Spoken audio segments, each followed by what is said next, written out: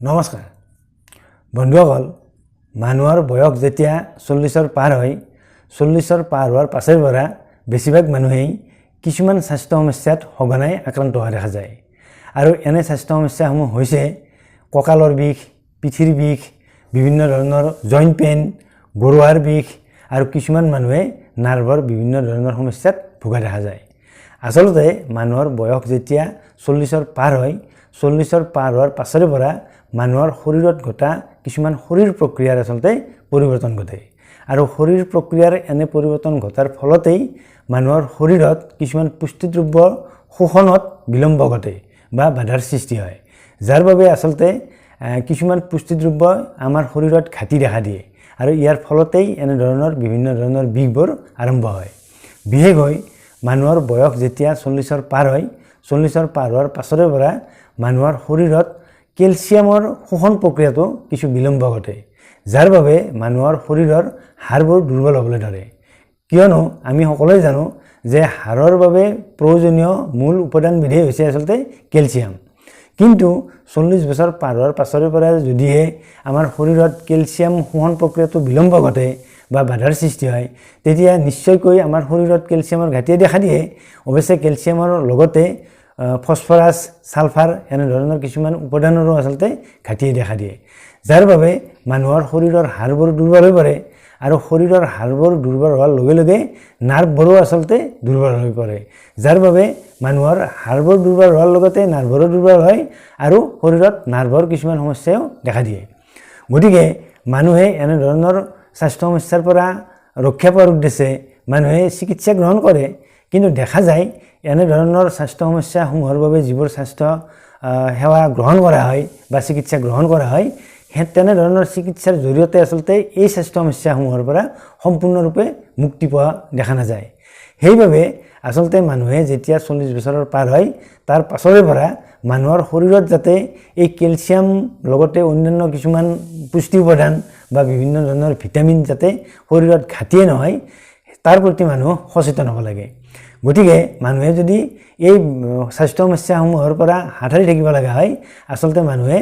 এই শোষণ প্ৰক্ৰিয়াৰ প্ৰতি অৰ্থাৎ মানুহৰ শৰীৰত যাতে পুষ্টিদ্ৰব্যৰ ঘাটি নঘটে তাৰ প্ৰতি লক্ষ্য ৰাখিব লাগে তেতিয়াহে মানুহে এনে স্বাস্থ্য সমস্যাসমূহত আচলতে আক্ৰান্ত হ'ব নলগা হয় আজি আমি চাৰিবিধ শস্যৰ কথা পাতিম আৰু এই চাৰিবিধ শস্য যদি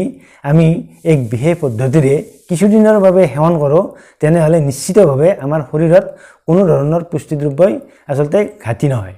আৰু শৰীৰত যদি আমাৰ কোনো ধৰণৰ পুষ্টিদ্ৰব্যৰ ঘাটি নঘটে তেতিয়া নিশ্চয়কৈ আমাৰ হাড়ৰ দুৰ্বলতা বা নাৰ্ভৰ দুৰ্বলতাৰ নিচিনা সমস্যাই দেখা নিদিয়ে অৰ্থাৎ আমাৰ শৰীৰত এনে ধৰণৰ বিষ বেদনাসমূহে দেখা নিদিয়ে আৰু যদিহে কোনো কাৰণত এনে বিষ বেদনাই দেখাও দিয়ে তেতিয়া আমি অতি সোনকালে এই বিষ বেদনাৰ পৰা আৰোগ্য লাভ কৰিবলৈ সক্ষম হ'ম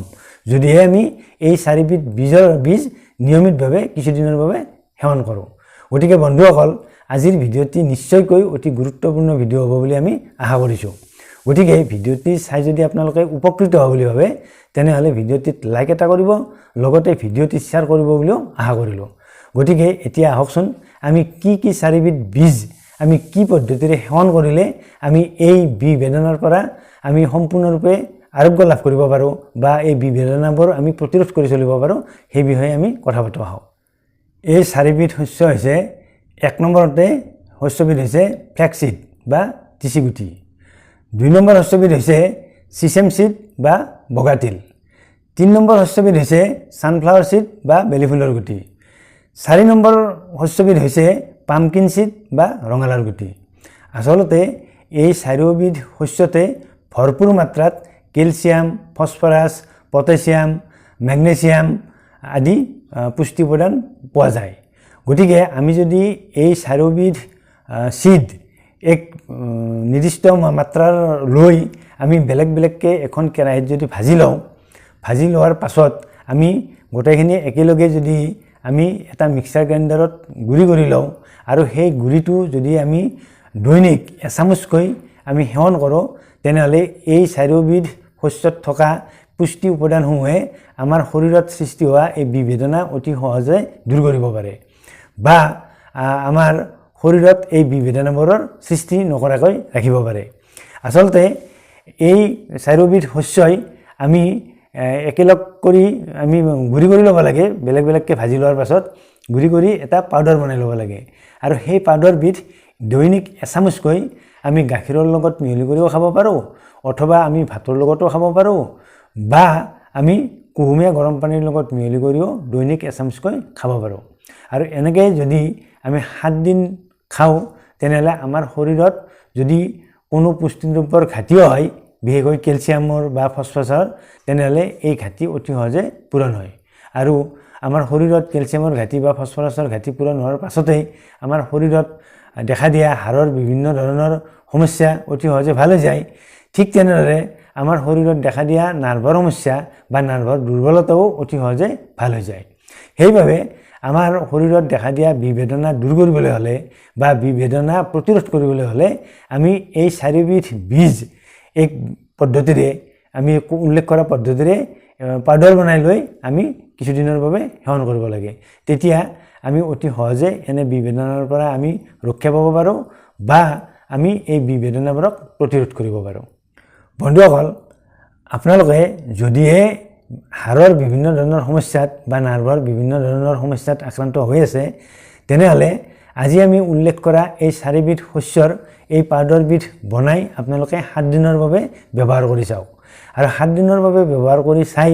যদিহে আপোনালোকে উপকৃত হয় তেনেহ'লে নিশ্চয়কৈ কমেণ্ট বক্সত কমেণ্ট কৰি জনাব বুলি আশা কৰিলোঁ আৰু লগতে আমাৰ চেনেলৰ পৰা এনে ধৰণৰ ভিডিঅ' পাই থাকিবলৈ হ'লে আমাৰ স্বাস্থ্য ৰক্ষাৰ চেনেলটো ছাবস্ক্ৰাইব কৰি থবলৈ আপোনালোকক অনুৰোধ জনালোঁ অন্য এটা ভিডিঅ'ত আপোনালোকক লগ পোৱাৰ আশাৰে আজিলৈ সামৰিছোঁ ধন্যবাদ